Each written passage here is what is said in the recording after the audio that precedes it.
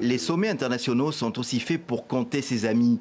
Et le président Xi Jinping n'aura pas manqué de le faire à l'ouverture de sa rencontre sur les nouvelles routes de la soie, le méga projet de développement initié par la Chine. 37 chefs d'État ou de gouvernement sont présents avec des têtes d'affiche.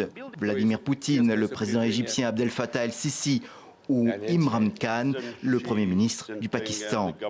Le président russe a même bénéficié d'un traitement d'exception avec visite d'exposition et remise de diplômes honoris causa. Le président Poutine est un bon ami et un vieil ami du peuple chinois. Et il est mon ami le plus proche. Et puis, il y a les absents ou les réticents. L'Europe, à l'exception de la Grèce et de l'Italie, n'est représentée qu'au niveau des ministres. Les États-Unis sont tout à fait absents. Tout ceci s'inquiète de l'expansionnisme chinois. Et c'est à eux que le président Xi a tenté de répondre. Nous croyons vraiment qu'avec une Chine plus ouverte, une interaction plus chaleureuse avec le monde prendra forme et conduira ainsi à une Chine et à un monde plus avancé et plus prospère.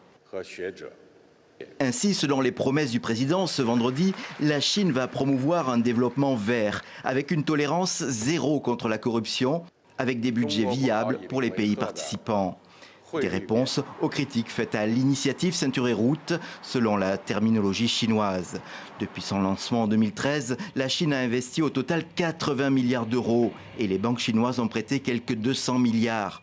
La majorité des dépenses sont liées aux infrastructures de transport, autoroutes, chemins de fer et ports.